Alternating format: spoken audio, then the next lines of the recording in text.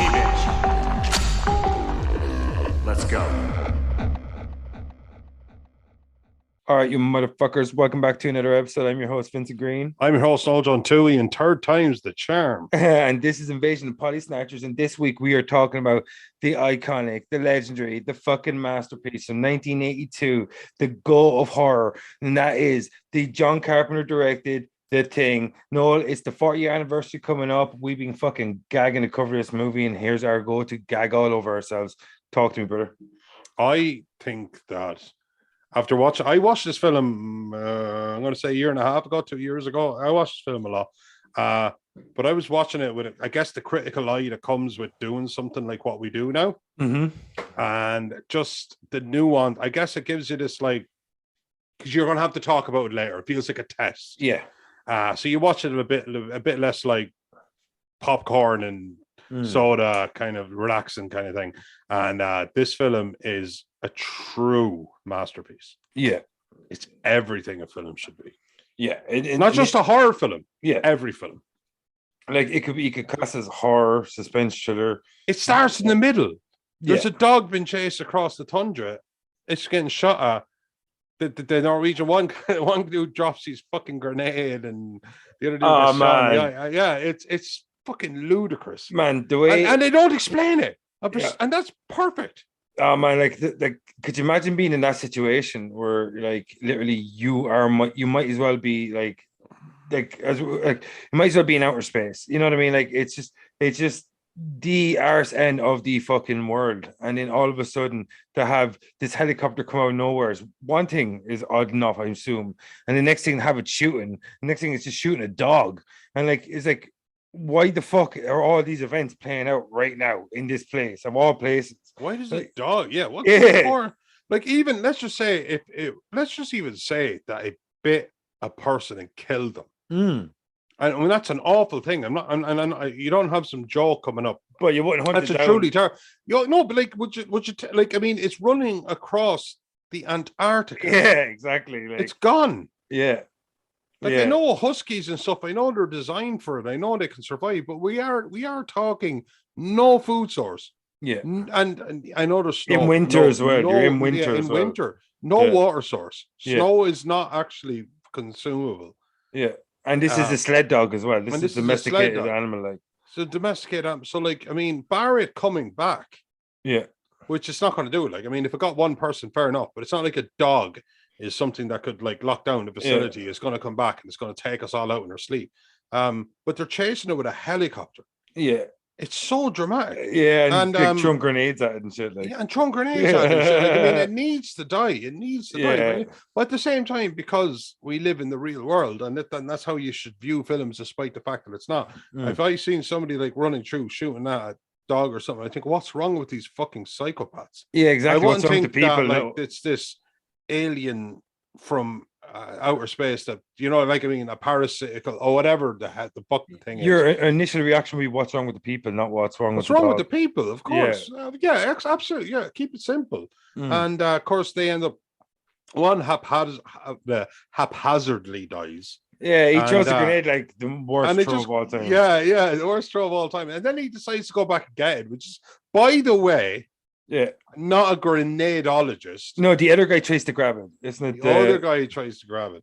So Lars is the one that drops it, and then Lars goes off to get shot in the head. Lars goes to throw it, and it's, if we're including the prequel, it was Matthias that tries to grab the grenade, and he gets blown up. The helicopter pilot. But oh my god! And then you're just in the middle of it.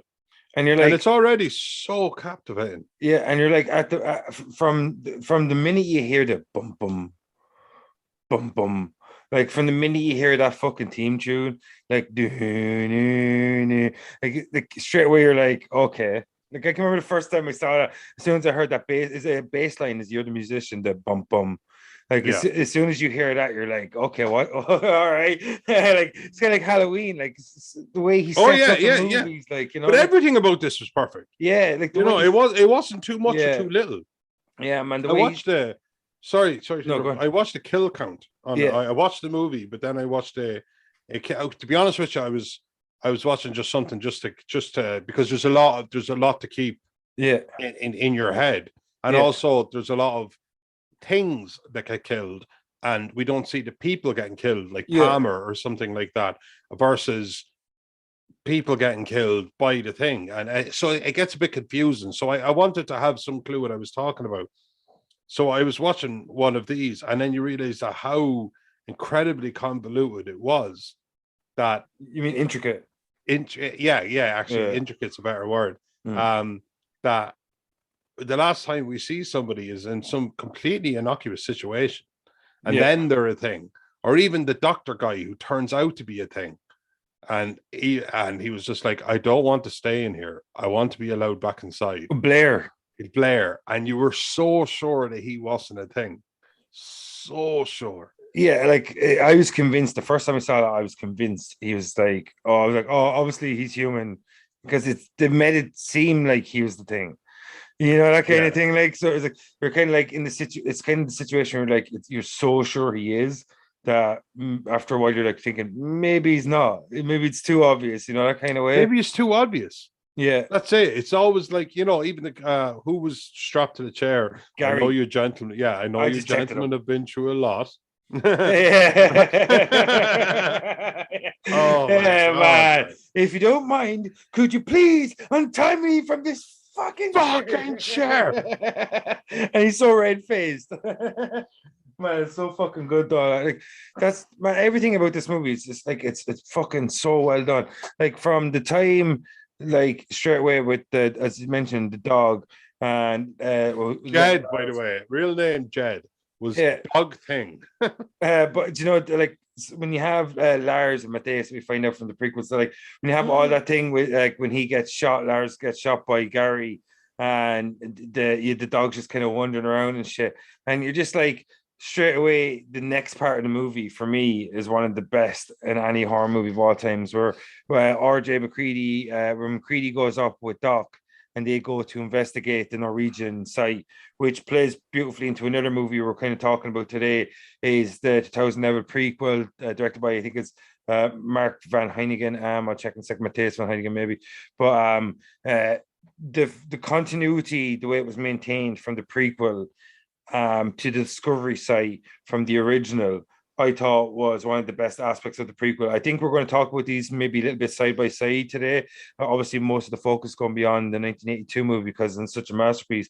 But what do you think of how the 2011 prequel maintained the continuity from the Discovery that McCready and Doc made in the 1982 movie? I did say this to you. I said when I watched I remember, like, you used to go to these stores that like rented DVDs, Extra Vision, Dial Video, but I rented back when I lived with Rachel Taylor Fawcett, back like 11, 12, RTF. 2010, and we went and got this, and I thought it was okay. I remember actually being really disappointed because the first transformation I seen was kind of like only so CGI, and I went no, because like just no. And I remember thinking like, this isn't for me. But then when I went back with a critical eye, thinking of it as an actual prequel, and then watching the thing and realizing how perfect, down to when the axe that was in the wall and somebody went, leave it. That's so subtle, but for me that was immense. Just somebody saying, leave it. Yeah, that was huge, and it was so beautifully done. Dude in the chair, the British guy that had his throat slit, and he was like, was that just blood coming from his finger, or was that like he was trying to be a thing and someone killed him, slit his throat? Don't ask me, man. It seemed like it's like trails coming from his fingers. Like, you know, like one thing I think the continuity, like apart from the way the way the prequel ends and the way that the original the 1982 movie starts is so fucking well done. Yeah, it's, man, like I would love to, like, if I learn how to do video editing, I'm going to sit down and I'm going to get a copy of both of those fucking movies, and I'm going to try and edit it in a way that part of the prequel ends exactly as the other one begins. Did you know that John Carpenter was one of the Norwegians on the plane, the helicopter at the start? Oh, really? I actually didn't know that. I know. I actually definitely knew that like a while ago, and not like a second ago when and I've actually known that for a while. It's like it's earned knowledge, not Earned learned knowledge. Yeah, I guess I'm more into it than you are. You know, like Jed was the name of the thing dog. I don't know. It's just like I've been such a fan. But No. what do you think of the continuity though? No, no, man, you cannot. Well, I suppose I don't want to speak more boldly than I caught my tongue there. But if somebody can, I will respect it. Yeah. Give me a better example of something that had to set up a very specific scene, a two-headed monster dead on the snow, like the particular type of viscera that played out in a facility, and again something as subtle as one axe in a door or a wall. Was it in a wall? To the left of a door, yeah. To the left of the door, and just perfectly set I love up. these movies, and then I would love to hear it. I genuinely would love to hear it. So that's that. So I was even the grenades are identical. Like everything. Grenades, yeah. And you were just like, "Fuck me!" If you like, you could literally just say. And again, when I watched the prequel of the thing, wasn't particularly impressed. Certainly not the first time. But then when I watched it with a critical eye of like how it actually ties in, I went, "Fuck me sideways." That is phenomenal, man. It is in that aspect. It's a 10 out of 10. I think if you watch the prequel alongside the original enhances the prequel because you see that's what I mean. Yeah, like the actual world when you're not just watching it as a single film. Because I know my problem with the single film is that it relied too much on CGI, and that's just like that's a personal. What really annoyed me, even the part where she's looking at the bacteria, the assimilation scene. Like, why can't it just imitate the technology that Doc was looking at? Or Blair was looking at in part one. I remember because they had a simulation as well. Yeah, I'm like supposed to be at the same time. Yeah, I'm like, what is Norway getting? That's really a pet good peeve, but it's a pet peeve I would have. Yeah, same with like fucking Alien and it was a great scene where she gets out of the I don't know what you would call the particular type of vehicle, but she was that they were saying that like the one thing is A, they can't replicate metal. Yeah. And B, they seem to replicate inverse. Your right-handed would become your left-handed, and is that a thing? Yeah, you remember your one was saying that your piercing was in the other ear. No, I think it wasn't. It was inverse. He just put it in the wrong ear because the thing was trying to trick her and made a mistake. Yeah, but I thought maybe. Sorry, yeah, maybe I'm reading that wrong, but I thought maybe they actually whatever you would innately do, like you would actually. The thing was learning.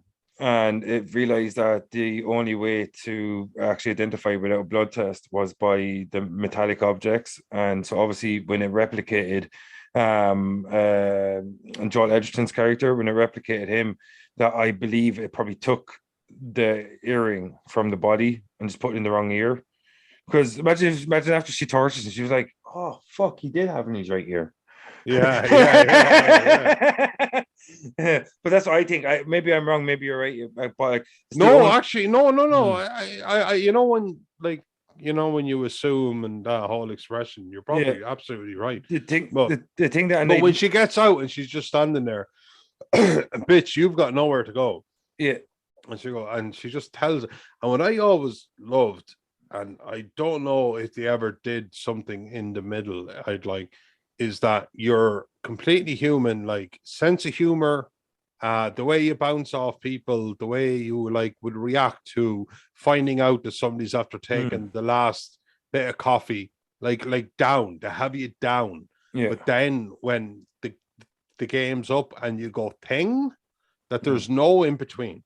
Have you noticed that? Like that there's no, it's not like we've seen shows, we've seen movies, we've seen TV shows where somebody gets imitated, and then when they get caught out, there's that like in between. It's like, oh, you've caught me, and it's like I'm almost him, but not him.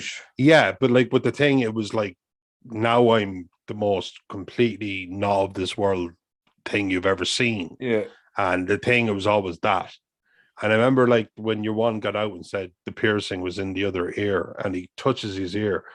And she just turns around and he just burns him. And that was like the most human thing interaction. Yeah. Like that was just, it just felt like a guy getting torched to death. The door was open behind him. Why did he just get out? Oh, I don't know. And apparently they must be quite dry because they're like quite flammable. Do you know what annoyed me? flamethrower set anything on fire, man. But like, what really annoyed me was the way they identified the thing with like like metallic objects or earrings, or like a guy had like a splint, a metallic splint or whatever, pins.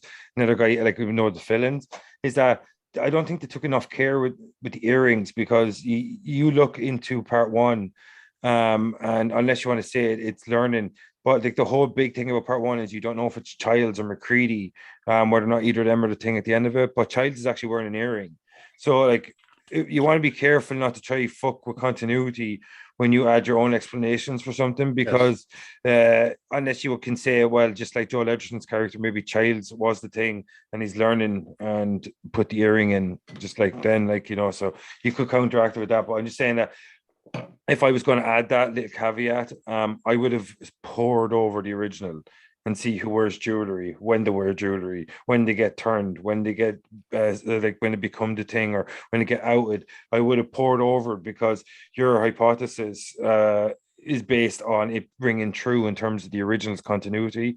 So, like, if I'd admit that, I would have looked at who wears earrings, who wears jewelry, like if you could see anyone's fillings and any close-ups or anything, I would have poured over, because you want to be spot on, because you don't want to ruin the ending. Because I can tell you, Childs is wearing an earring at the end, so that is McCready. There was also the Brett thing, wasn't there?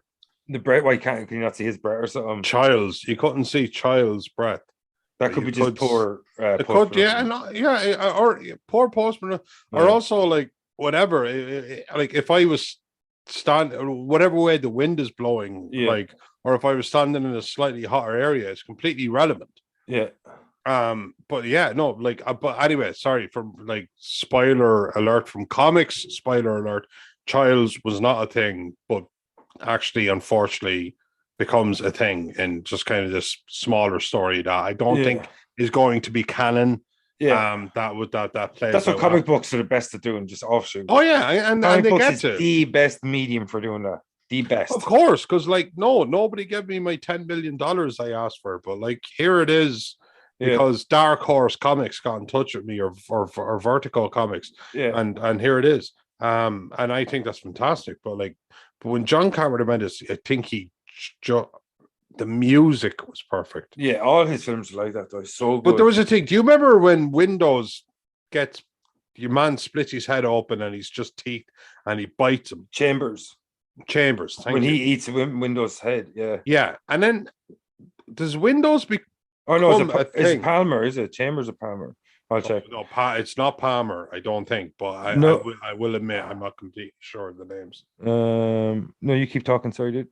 But I was just saying, if I all right, I'm a thing, and I'm there Palmer, with you, and I become a thing, and even if I kill you, in the case of literally chomping through your brain, like a deep enough that I penetrate your brain. It didn't bite his head like clean off, but it was like a horrific, completely chomped down on either side of his head, because he wasn't quick on the draw with the flamethrower, and swing around and throw him away, and he's dead. I mean, even just from blood loss, he's dead. Yeah, but he kind of becomes a thing, doesn't he? Or Windows? No, he's covered in like mucus from being chewed on. But I think it actually has to assimilate you. Has to and some leaving thing. That has to be how you die. The actual almost like invasion of the body snatchers. It actually has to be. I'm not sure because it takes from you. With Blair, I thought it became ambiguous. You know what? I would have answered this question a year ago, but now after watching it again, I found myself a little bit caught in ambiguity. Yeah, I think with Blair, how I assume Blair got infected was because he was doing all the tests. And later on, they touch on about how only one cell, and all it takes is one cell of this thing to infect you. So it can start its assimilation, because its replication process is so efficient and so quick that I'm not sure if it needs to fully assimilate you or fully consume you, or need you to be dead or whatever. Or maybe if I could get my hands on you and completely wrap myself around you, I could take you over very quickly. But maybe if I only get a bite, I can do it, but it's a process. Yeah, I'm not sure. I'm not sure, because you see, I think it does pretty much, it consumes and then divides. Like what it does, I'd probably consume. Like if it was me, I would consume Noel and make a new Noel, and then split off Noel into his own thing. Right. In the same way, like when they're bringing in who's that guy where his arm comes off in the prequel? They're bringing in what's his name? Not Ivan. Is A he? Cooper. No, no, no. In the prequel, I think it's Evander's his name. The guy that's Oh yeah, sorry, yeah. or something like that. That's running the facility. When they bring him in, they're carrying him in. His arm separates into its own thing. So I think it's just like all made up of all these different things that could just break off in any way at once. So I think once it consumes you, you just become the new Noel. Like you just break off from the thing that consumed you and your own thing, and it's its own thing. I think like you know what I mean? Like because it seems like from the ending of the original, it seems to remember or have memory of all the biomass or something that it's consumed It because it also it's half dog, half man at the yeah. end. Like It also doesn't seem to like consist on a heart, lungs. Like the thing is that if you blow this away, I'm very hurt, but I'm not like there's almost no fatal shot, hence fire. yeah, Like when they were trying to kill the dogs, it was just fucking. They just had to burn it. It was just. yeah, It's hence the expression "kill it with fire." You know the joke when something is so yeah. ugly, kill it with fire. It comes from the thing. Yeah, like and the thing about it as well is that like we even with the fire, like the one of my favorite parts of the movie, it comes right before my actual probably favorite part of the movie is right before the bedding scene.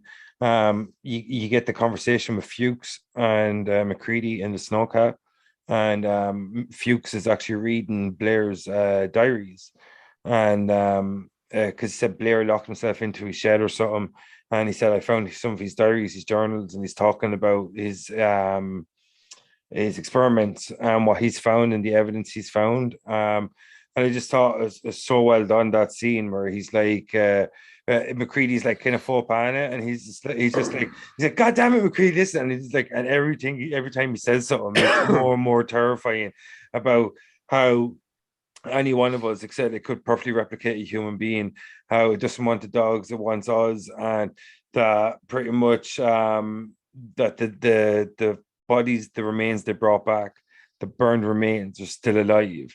And like the look on McCready's face when he says that, like, is fucking amazing. And then all of a sudden, Windows comes out, and he's like, "It's Bennings." Do you remember that? And in the fucking man, that fucking scene, man, where it's like, that's the moment, the aha moment when you realize you're fucked. Well, that was actually the closest we got to because when you're a thing, you're just a thing. You're a grotesque, Yeah, like your head separates from your body and creates a spider. yeah, It just goes on and on. yeah, Bennings was the closest we got to fuck, I'm caught. yeah, As in, like, I can't do the human yet. yeah. And it's so terrifying for the And people. I'm clearly not even visually possible.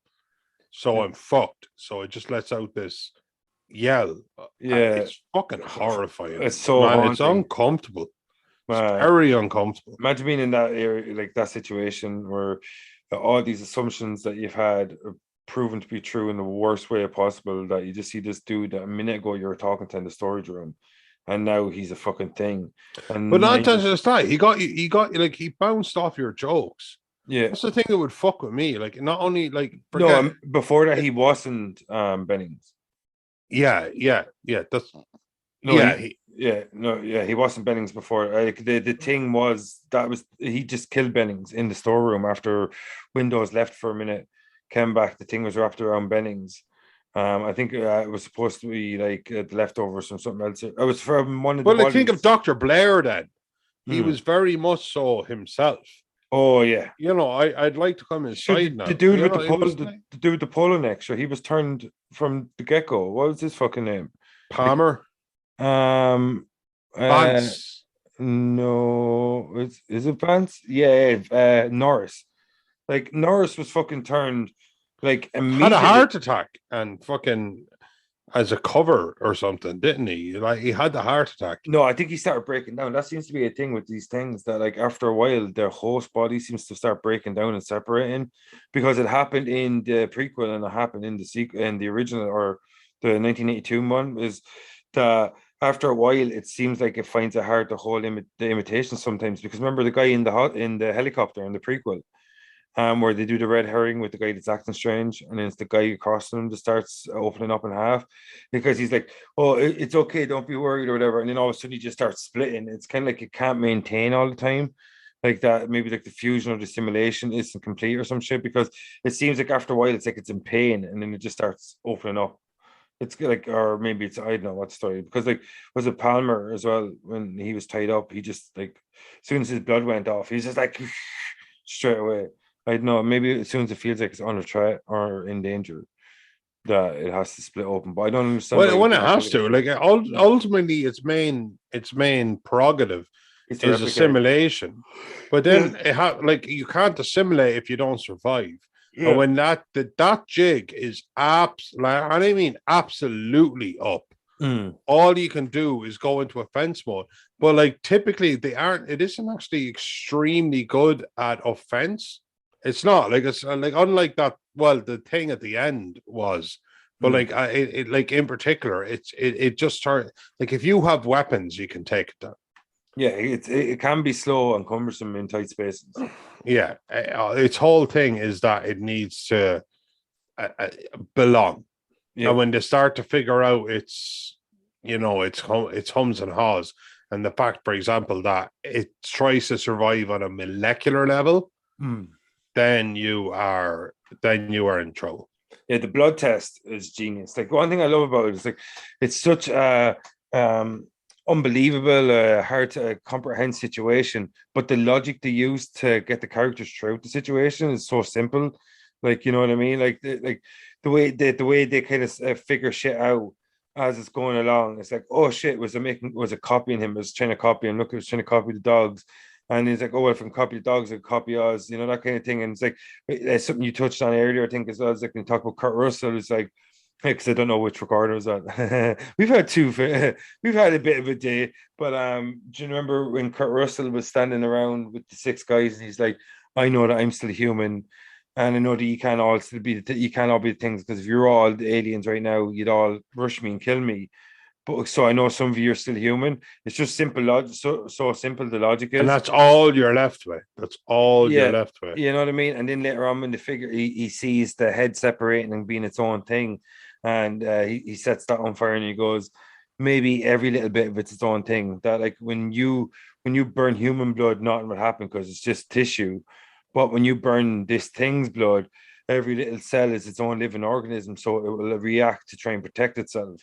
And I thought that was so ingenious and yet so simple from the evidence that was provided to him from the situation that he was in. And that's what I loved about the thing, that like it seems like it should be so complex and all these things, but the logic that the characters use in the situation is very simple and very effective. And that's what I love about it, because it's the kind of thing you can imagine yourself thinking of, like from the evidence that's provided to you. You know what I mean? Like at one point, it would be completely immoral just because you feel like your life's in danger to assume that you get to take the life of anyone else. Yeah. But the temptation of it would be there because survival instinct is a very real thing. Yeah. What the fuck are you looking at? Why are you looking at me like that? Yeah. It introduced. Because I don't like you, man. That's exactly it. Yeah. You see, I know you're getting paranoid, man, but like before all these things showed up, I fucking hated you.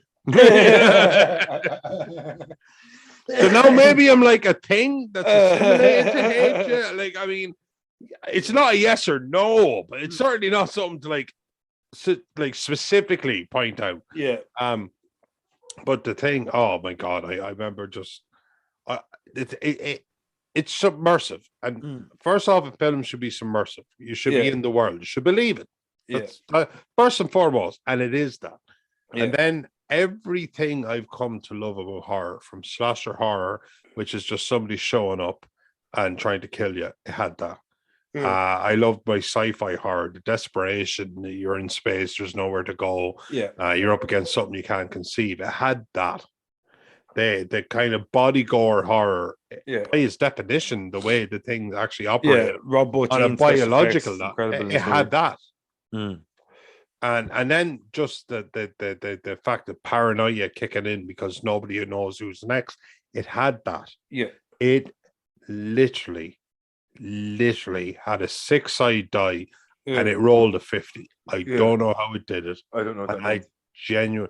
I'm just saying, it was either 1 or 6 and it rolled a 50. It couldn't have been done. Yeah. Somehow they did it. Shouldn't have been able to do it. Makes absolutely no fucking sense. And they did it. And I'm sitting here as a man who's going to turn 40 on his next birthday. A film was made just before I was born, and I have no fucking idea how to make a film this good.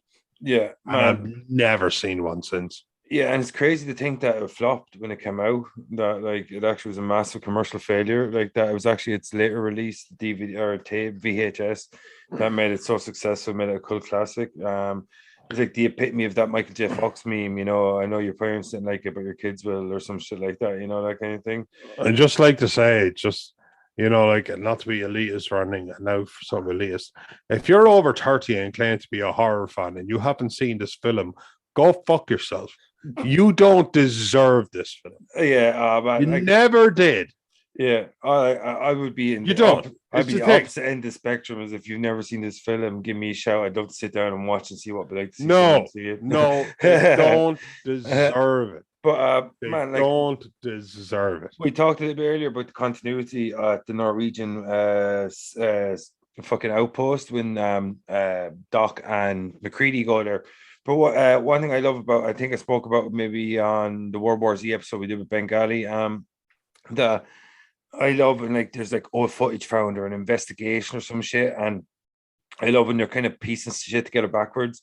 When in the thing when they find the footage of the Norwegian dig site and to look at the prequel and how they conveyed it, what do you make of the continuity here again with the terms of what happened with the ship, Mary Elizabeth Winstead blowing up the ship, and like the way they pieced it all together with the footage and how it was all cut out, and like to double back again a bit on the fucking Norwegian station or the outpost, the scene with the block of ice that they find, Kurt Russell finds, and he called Doc in.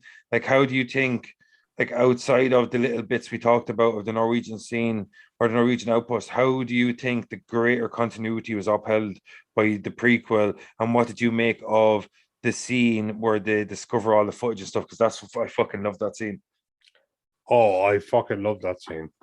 And it was so spooky in Nothing the first spookier one. than grainy footage, is there? No, there's nothing spookier than grainy footage. And it's also like, it made you think like, like we can't conceive what we're up against. Yeah. That's how fucked we are.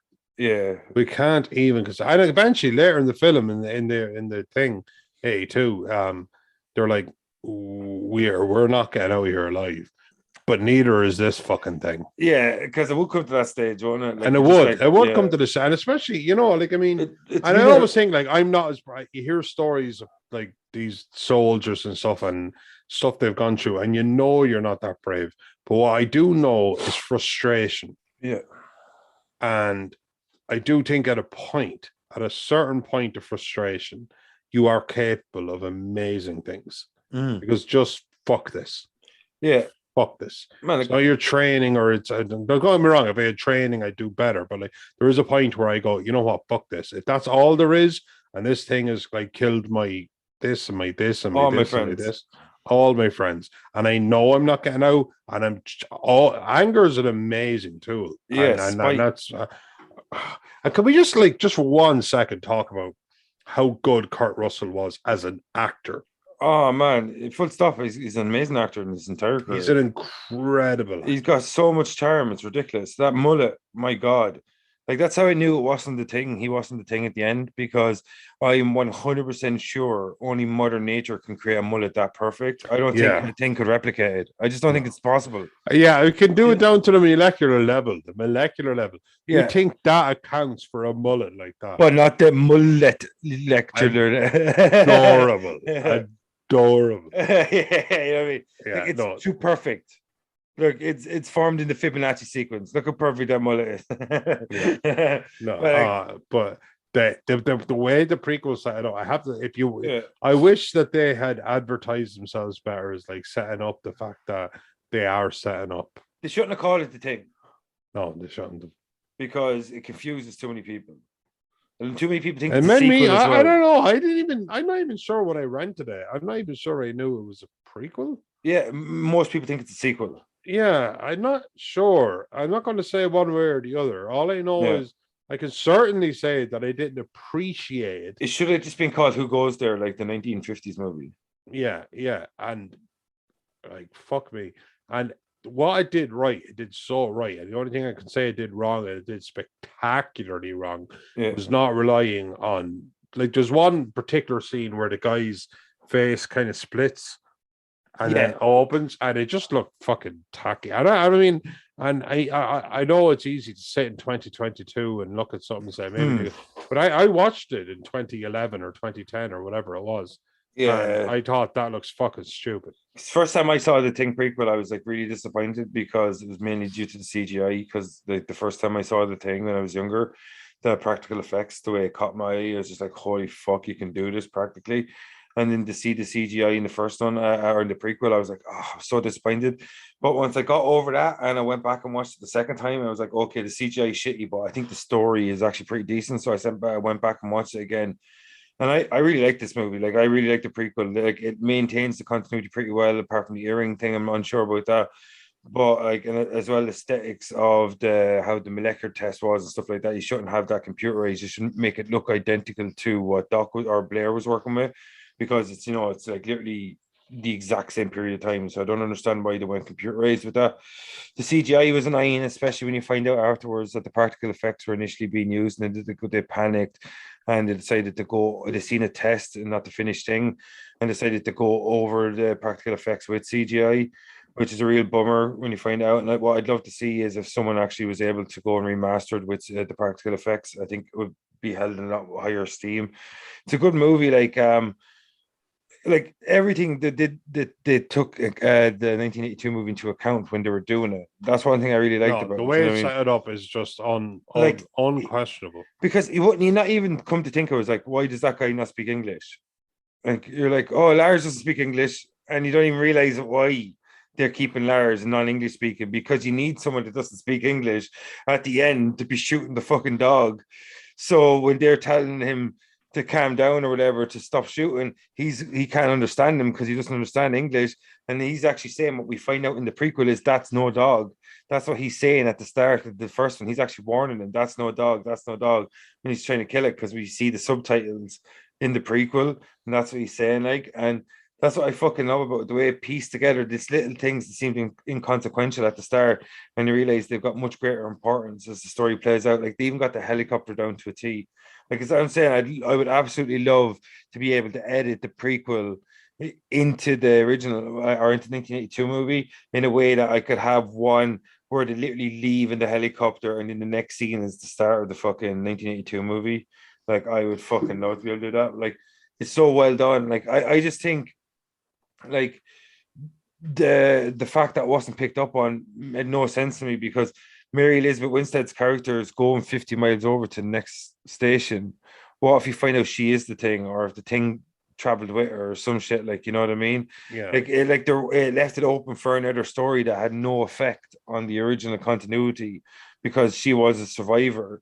You know what I mean? Like, so I just think there's so much potential, because you could even have the Russian station. She reaches the Russian station, and they go back to investigate kind of like what happens, but they also investigate the American site, and they can see this chain of events or some shit, and the shit could go down with them as well. Like, you know what I mean? Like, so like there is plenty of opportunities there. Like, I just, my favorite parts about it are the oh fuck moments. Something we touched on was Bennings, when you see how quick it can actually replicate a human, how close it got to replicating Bennings, and how it means that like pretty much it could be anyone at any time. And then that otherworldly sound it makes is fucking horrifying. And then one thing I loved was in the prequel when the Thing bursts out of the ice, and they got that scene. Even the room is fucking down to a T, like where the stairs are, the wood, like the fucking hole in the ceiling, all this shit, like, and the way the ice is. Like, I love that where he's like, "It's alive." He's like, "What?" It's like, no, he goes, "It broke out," and they're all like laughing at him. He goes, "It's not a joke, it's serious. It's alive." And the look in everyone's face is like, and then when they go back and see the ice, that's the oh fuck moment. Like when you're in a situation that you realize that no matter what you thought you could have planned for, is everything's gone out the window. Like that, the oh fuck moment. Like where you see this when you read Blair's journal, when you realize that it can replicate anyone at any time, and then you see Bennings, like that's the oh fuck thing, like you know what I mean? That like when you realize that this ship has been in the ice for 100,000 years, and this creature managed to get into the ice, it froze, and then it comes back to life after 100,000 years. What is the capabilities of this creature? And then you find out it can assimilate things. So like it's just these oh fuck moments, and that's what I love about the prequel, and I love about the 1982 movie. The thing is that it gives you a real sense of the stakes and how insurmountable the odds are for these people in the situation they found themselves in, because it's so beyond comprehension, even for these highly intelligent people, because most of them are all like doctors and scientists or whatever. And it just does this. Imagine being confronted with it. Yeah, exactly. That's what I'm saying. The Benning scene is the perfect. Like anytime I watch the thing, I'm like, could you imagine? I say that every single time I see the Benning scene. Could you imagine the fear that would be going through your body when it makes that sound? Like, oh my god! Imagine being in the Antarctica. Like they're in Antarctica. It was Bennings like 20 minutes ago. Yeah, 30 minutes ago. Like it was literally Bennings. Like Bennings was a living, breathing dude 30 minutes ago. Yeah. So what am I going to be 30 minutes from now? From now, yeah. In fact, 30 minutes from now, not only will I be dead, yeah, I'll have been 20 minutes dead. And something that literally knows the football team I support. Yeah, man. You know what I mean? Like it was actually how I feel about the basketball team, music. Noel. Basketball team. German Cavaliers. German pretty cool. But like I thought it was so wasteful. Do you remember when Kurt Russell pours the whiskey into the fucking computer? Cheating bitch. Do you remember that? Yeah. It's so fucking wasteful. Like imagine you're just like dying to play chess all day. And you're just like you've been out there taking ice samples all day. It's minus 50 degrees out. You come in, dying to play chess, can't wait to play chess. Chess is your favorite thing to do. You're in the middle of Antarctica, like the only computer on the base that's not for fucking studying samples. You've been doing it all day, taking samples, looking forward to chess, cannot wait to play chess. Come back, you walk into the room, as McCready's pouring whiskey all over, and you're like, dude, such a sore loser. Yeah, him losing his fucking shit. And then, oh God. But the fact that he turned out to be a thing, I thought he was the best thing. Who, McCready? Yeah. You think Kurt Russell's a thing? No, not Kurt Russell. Sorry, the doctor. What's his face? Blair. The guy, yeah, Blair, the guy that chops up everything. Yeah. And he genuinely thought he was just a frustrated party. As in, I remember thinking originally when I watched it, he was just like, we are going to die. But whatever this is, can't get out here. It can't. When do you think Blair was turned? Fuck, I don't know. Is he turned when he breaks up the communication system?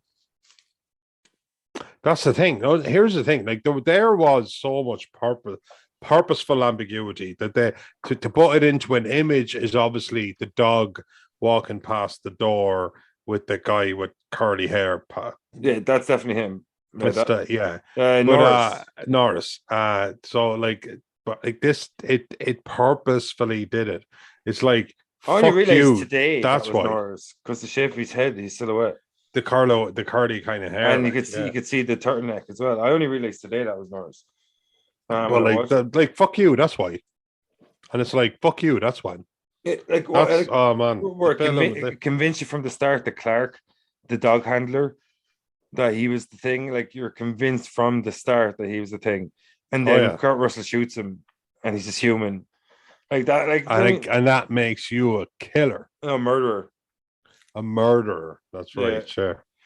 You know what I mean? Like that's what I love about it. That like I was convinced the first time I seen it that Clark was the thing. Like I was convinced. Like there's so many little red herrings that it doesn't perfectly, like in any time. Like as soon as you think you understand what's going on, someone's a thing that you don't think it's a thing. You know what I mean? Someone's head split in half. Like, and that's the same situation that the characters find themselves in. And that's what I love about it, is that it keeps you in the exact same emotional kind of state as its characters throughout the entire movie. Because as soon as you think they're figuring things out, so you think you're figuring things out because you think they're figuring things out. But as soon as you think that, shit goes down and they didn't realize they'd nothing figured out in the first place. And immediately you're back to They don't square know one. shit about shit. Yeah, you know what I mean? Like that's what I love about like as soon as you think it's like, oh, we can do a blood test, let's do a fucking blood test, we'll figure it out. As soon as that they go in straight away off kilter, someone got in there, the blood got poured out. And the two people that had the key are admitting that they both had the key, but which one of them used that key to like sabotage the blood? And The like blood even, samples, yeah. you know what I Fuck me. mean? It Like, just goes on and on and on. you know, so But you know, like we're all tied to the chair, and you're sitting there tied to a chair, yeah, and you're thinking to yourself, right? So I know I'm not. Obviously, I can't convince you no more than I could be convinced by you. yeah, But I know, and you know. So here we are tied to a chair. It's kind of going, all right, small thought. Could we put the chairs tiny bit apart? yeah, like they use like a fucking like a row of chairs. Like a foot and a half. It's not a lot. I know it's not a I'd lot. be like, can Like I a foot and a half. can I'm you tie still me up tied in to the it. tie me up in the corner?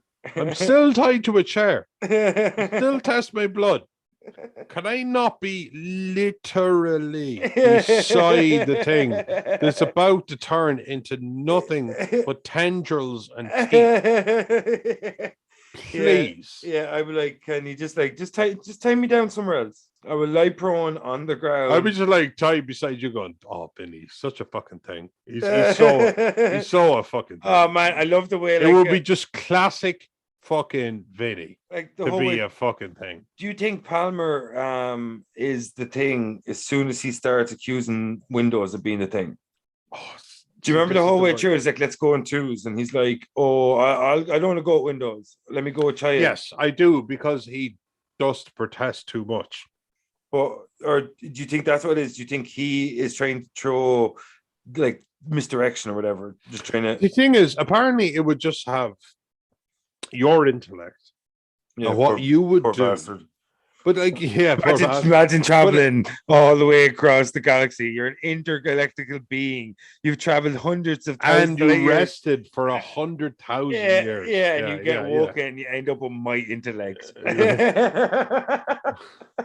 But like, you know, work with the tools you have. Yeah, not much. But fucking all of a sudden you're fucking But yeah, I think like, if to be honest with you, if I was in the situation, like, I mean, actually, it's a real good mind fucky kind of way of thinking. What if you were a thing? Like, let's just think, obviously you aren't. Do you even know you're a thing when you are a thing? No, you 100% know. Yeah, because you have everything that person has, their memories and their psychosis and their everything, but also you do have the mission, which is to assimilate. So you 100% do. You're looking for openings, in fact. So you 100% do. Yeah, you're constantly trying to conquer. Exactly. So you have 100%. So I would. So you'd have to imagine. Let's just say that do things know other things or things? That's a fucking yes. But why don't they team up? They never team up once. But they have an observation of themselves on a molecular level. But they never team up once. That's a fair point. Not once do you ever see two things teaming up. No, that's actually a fair point. I don't know what to tell you about that. That's just a fair point. I just acknowledge it. I don't know what to do with it. It's a fair point. It's a fair observation. I'd imagine, like, when you have this knowledge of yourself on a molecular level. Yeah. Because they do. Like, again, you could stick the hot wire into a sample of blood. Yeah. And the sample of blood would try and fucking protect itself. Yeah. I'd imagine that I would know, like, even like dogs, when the dog was put into the kennel with the other dogs, the dogs knew. So it's probably like, despite like our observational levels, dogs can pick up on it. It's a very instinctual thing. So obviously but I'd imagine if we are in a kind of an innate way, acting on a different level that humans can't perceive, that doesn't mean that we can't perceive. So I would say yes, but also maybe not always show your hand, as in like, oh no, this thing is a thing, and you just sit there and go, this isn't my moment. This isn't my moment. Now, if whatever happens here, let me pose a question to you. At any given time, how many things are there that are taking human form at any given time? Alive at the same time? Exactly, yeah, alive at the same time. No more than 3, no less than 2. Yeah, like, so Who do we know for sure ends up being a thing? We know Blair, Yes. Palmer, Oh well, Pat Bings or whatever the fuck that prick's name. Norris, Bennings. Bennings. That's what I was trying to If Fuchs sets himself on fire, we're a bit unsure about Fuchs. Yeah, and that was it, and they observed it, and like again, this is where the ambiguity comes in. Do you think How Fuchs amazing himself? would it? What think happened? How amazing would it be if you just said, absolutely no way out, no way at all. Yeah, but I'll burn before I become one of you. Do you think that's what he did, just self-immolation? I hope so. You know what I mean? It's baller. I mean, there's like when I'm talking about there being no way out. Yeah, no way out. Because even if you escape, you could be playing right into its hands. Because I'd be sitting here thinking, like, you're a father, for example. Yeah. And you'd be thinking, like, well, shit, if I like, obviously I'm not making it out, but if I'm assimilated, even if it's less painful than the other option I have, yeah, they might be able to get at Astrid. Looks mighty painful. Looks mighty painful though. It's mighty painful. But I'm just saying, like, when presented with, he either died unfortunately or he died an absolute because hero. The paranoia was so rife within the Outpost. That's the best thing about this film. Because they didn't even trust themselves. Because remember, Childs says at one stage, he goes, how do I know if I'm still human? And I think that's why he killed himself, Fuchs, because he was probably like, wait, how do I even know if I'm a thing now or not?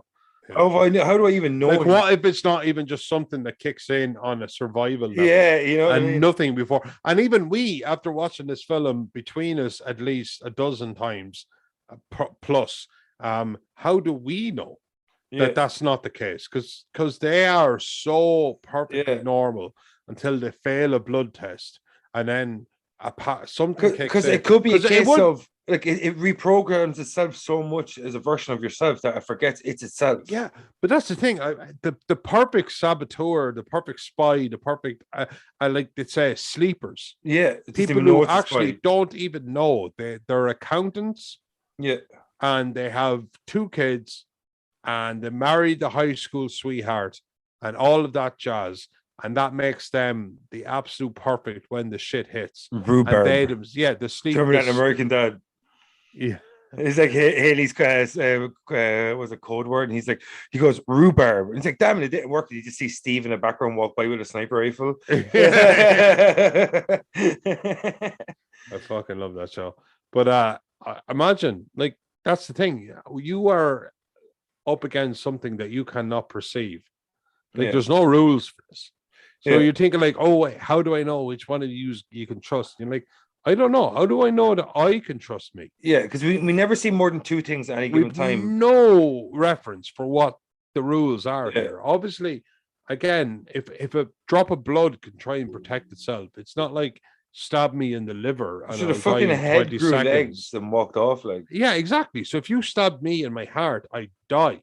Simple as fucking that. I don't know, it's pretty frozen over ice cream. I'm ready to be hurt again. But you know, but does your heart agree to it? But like, if the heart, but just fucking fire. Yeah. But isn't it? That's the thing. Outside of everything that's amazing about this film, isn't the actual conversation you can have around the mind fuckiness of something existing outside of our realm of understanding, mimicking us the way that we, I don't know.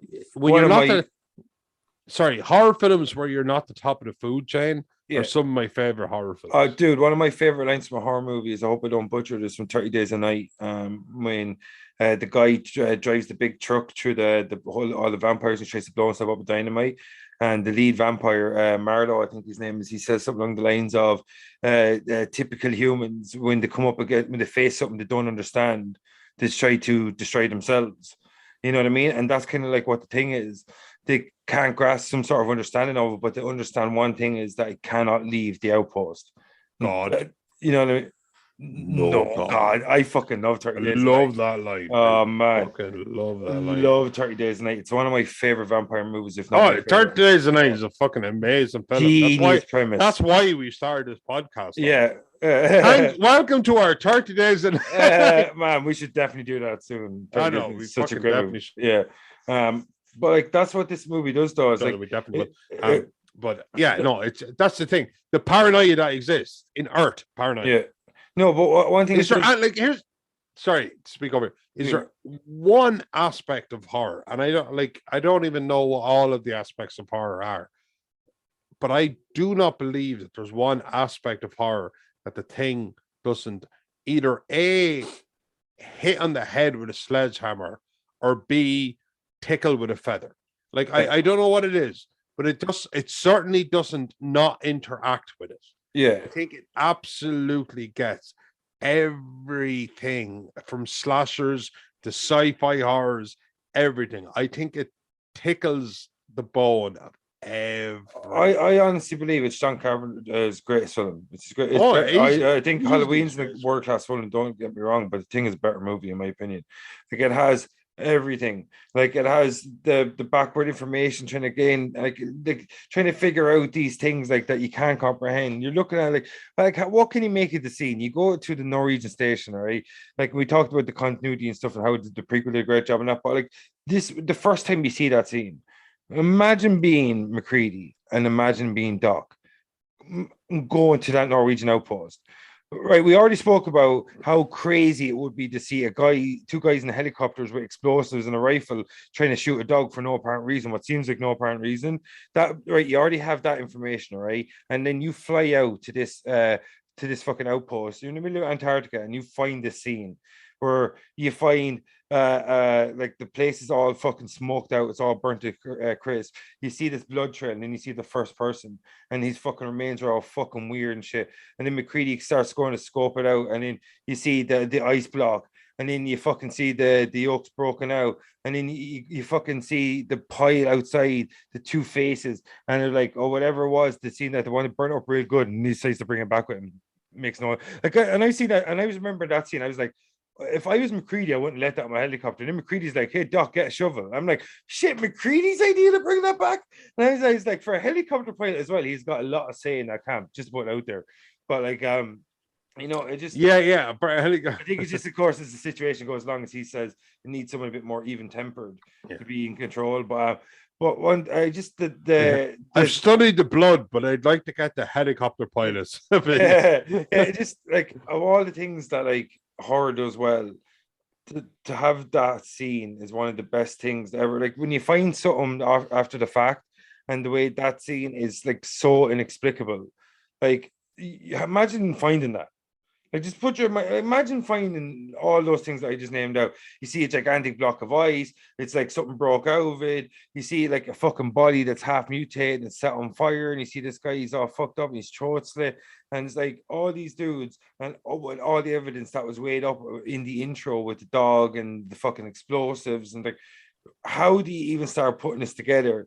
And then when you see the footage later on and they start doing the autopsy, or or you call it necropsy if you want. I don't know if it's human, like, because you know what I mean. So like I think it's necropsy for animals. So I just think when you look at everything that it puts up, like the evidence that it gives the characters and the evidence it gives the audience and the manner it does it and the order it does it, it just heightens the tension of everything so flawlessly. So by the time that you do realize that the thing is already there, that it can replicate, that it is the dog, by the time that scene happens and you hear that first fire alarm, dude, you're on that knife edge and it's game over. As soon as you hear that fire alarm, you're fucking, like that movie owns you.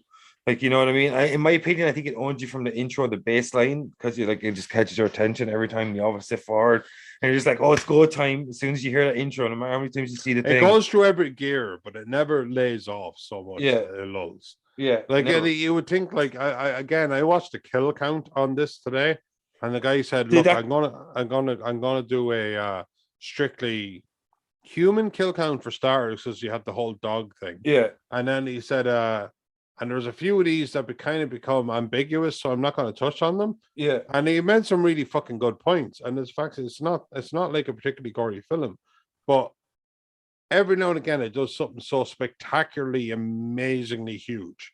Yeah, that even if it gets into the paranoia stage after that for like 10, 15 minutes, 20 minutes even, it's fine. Yeah. Because the rib cage crushed open and bit off the doctor's hands. Yeah. And that scene's and its incredible. head crawled off. Yeah. Like, to burn the fucking head. And then you're Yeah. like, okay, that will definitely do me. Like, you have my interest now for, like, even in the modern age where our interest levels are 3 or 4 minutes, even that, it just does. It delivers. Yeah. But when you watch the prequel film with that vibe, knowing that it ties into the other one, when it can borrow from the awesomeness, Yeah. it does actually work as two films that you could watch 2011 and 1982 back to back, and it can be in a really, really enjoyable experience. And that is some of my last words on it. Yeah, man, like it just there's not one thing it doesn't do right. Like just everything about it is just fucking perfection. You know what I mean? Like, as I said to you, it's like all the elements it tries to achieve, all the elements it tries to achieve, it succeeds. Like, few movies are able to build anticipation so well and then actually stick to landing. Because we always say about horror movies that, like, the one thing that they don't do is stick to landing, and the thing It's has always one, about sticking to London. Yeah, Yeah. you're absolutely right. and the thing has one of the most iconic endings of all time. Like, Oh my god, if the most iconic in my view. you know what I mean? Like, Like, it's either like we've saved the world or we've destroyed it, because I'm not going to kill you. I don't have the information to do it, yeah, but I don't fucking trust you. And then obviously, let's just say it's me and you in the hypothetical that it's just yeah. I have an earring. I'm cool. yeah, I have an earring. Okay. But like, it's fucking incredible. And Incredible fillings. ending, incredible everything. Yeah. Kurt Russell is a god, and if he asked me to suck his dick, I would. That's my last word.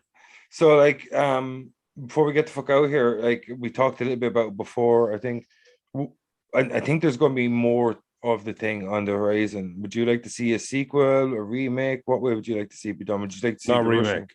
The film is the film. Russian? Yeah, I would like to see an exploration, yeah. and maybe the prequel. Like, I mean, Maybe I they find a appreciate- different thing somewhere else. Yeah, of course, but no, you don't touch it. You have no right. But at the same time, yeah, expand on it, because it could be more than one ship. It could be an Yeah. awful lot of stories could be told. Yeah. But it's all execution, Yeah, and it's all theoretical from where we're sitting. But yeah, I'm looking forward to it. I the way everything is kind of explored now, why not the thing? yeah, But it's all going to be in the execution, and I just hope whoever it makes it is going to watch the thing 1982 yeah. 84 times and no less. Yeah, I have to say to anyone that doesn't think the prequel does a job, that watch it back to back. Watch the prequel first, and then watch the 1982 movie to follow it up. No, Like, no, yeah, exactly. Like, Sorry, it yeah, really, you're absolutely really right. enhanced the prequel. Like, one thing though, I didn't understand is, why would you not shoot the prequel to make it look like the 1982 movie? Wouldn't you've gone with a similar camera style? Wouldn't you have? Yeah, Like, just put it out there. Like, I just don't tell anyone, if you're writing a prequel or if you have to make a prequel, just look at the fucking original and copy its technology. It's just the most simplest thing to do, and it's such a big bugbear for me when prequels have. So it's like, oh, it's more advanced technology. Look at Prometheus. Like, that fucking ship was completely different type of technology. You know, you could say it was pretty much an intergalactic trucker with alien, whatever. It's so fucking annoying. yeah, to true think enough, of. actually. Yeah, it's just very frustrating. But anyway, before we get the fuck out of here, that was the thing. And like 1940, like, or 1940s, 1982 is his 40-year anniversary. We had a long fucking time to do this. A lot of fun. Thank you so much for Yeah. 40 years. Yeah, man, like, Thank you. after 40 years, and after, like, obviously not our 40 years for us, but 40 years its existence, and like multiple viewings for me, like, and you both was watching probably a couple of dozen times at this stage in our lives, that we're still asking questions about it, which shows you how strong a movie it is. Like, after all these viewings and after all these times, that it plants so much paranoia and doubt into your head that no matter how many ideas you come up about the movie, that you're still doubting them the next time you watch it. And like, it's just a fucking masterpiece, because you can never truly tell when that person was turned and how they were turned by who and why and all this shit. The And who, what, where, and when. yeah, Absolutely. such a fucking flawless movie, man. Like, and the prequel itself as well, it did a lot, I think, in to build on the 1982 movie, and its failures are obviously a bit more glaring because the first movie was so flawless. It's not any fault of its own, but I just think without the CGI, if that went practical effects, I think people would look at the story a bit more and they would appreciate the film a bit more. That's just my opinion. But like, we want to get the fuck out here, dude. It's pretty late. Big time. It's after midnight. Yeah, it's after We midnight. done now. We out here. We've been recording like a motherfucker today, like a motherfucker. Back out of the wilderness, and we were all over this shit. All right, motherfuckers. I'm your host Vincent Green. I'm your host Noel John Tui. And this was Invasion of Potty Snatchers, and that was The Thing 1982 and The Thing 2011. All of the things up in this thing. And remember, before we leave, man is the warmest place to hide. See you next time, motherfuckers. Peace. Why did the what's the name of the type of music Bob Marley plays? Reggae. Why did the reggae triangle player leave the band? I don't know. It was just one thing after another. It's fucking good. I'm out.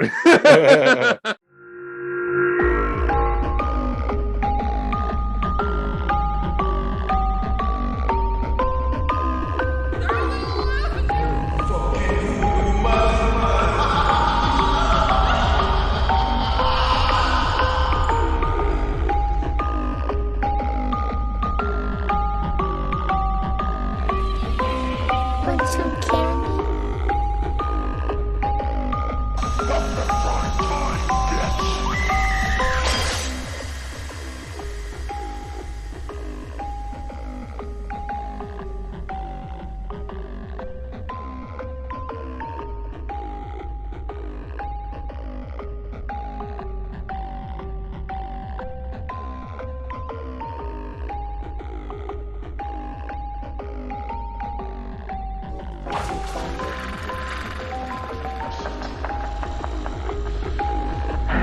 Yo, she